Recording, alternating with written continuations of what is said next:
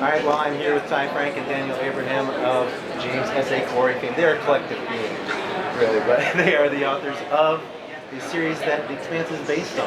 And a lot of people don't realize how rare it is to have writers from the source material be involved in the writer's room. How has that been, especially now that we're going into the second season?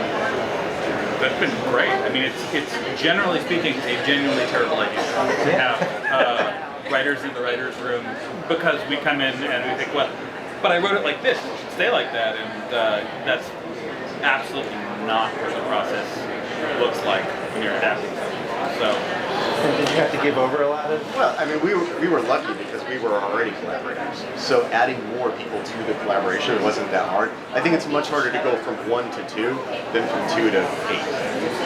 At least in my experience, it is. And so we already were used to that process, and we already had a rule that in any story argument, the best idea wins.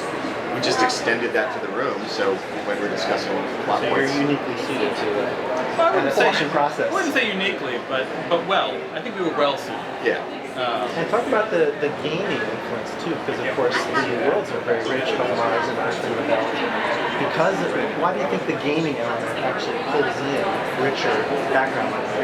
Well, because at the time I was trying to write enough story for a $100 million MMO. Which never happened, but I wish it would. I would play that game. Awesome, right? But yeah, you wind up creating as much content as you possibly can. And in this case, it was, I needed Mars to not just be one location, but many locations. I needed the outer solar system to be many locations. So it led me to doing a lot of research on like what Ganymede is like in Io, and creating little pockets of civilization for all of those places, so that they could be good game locations. Then when all of that went away and it became a book, I still had all that stuff. My experience was coming to it as a tabletop role-playing game. So Ty was running a tabletop role-playing game. I got to play in it, and I said, you've done all of this research, you've done all the world building. I've written some novels, I know how to do that.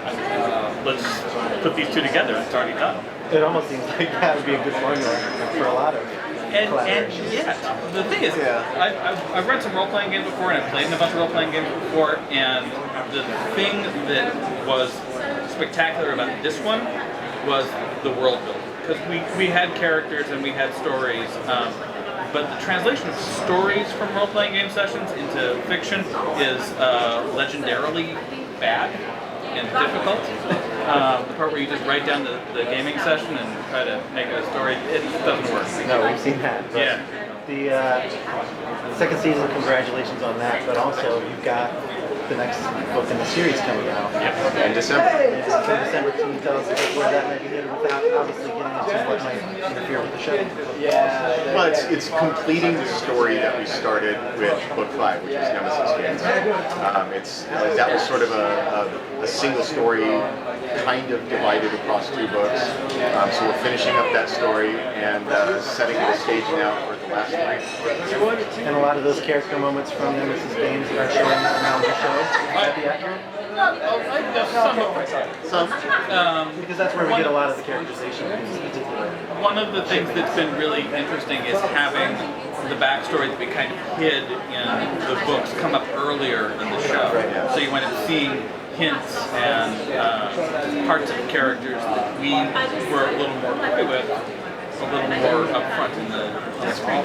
All right, well, it's working out great, and congratulations on season 2, and can't wait to see it. Thank you. Well, thank you. Thank you very much.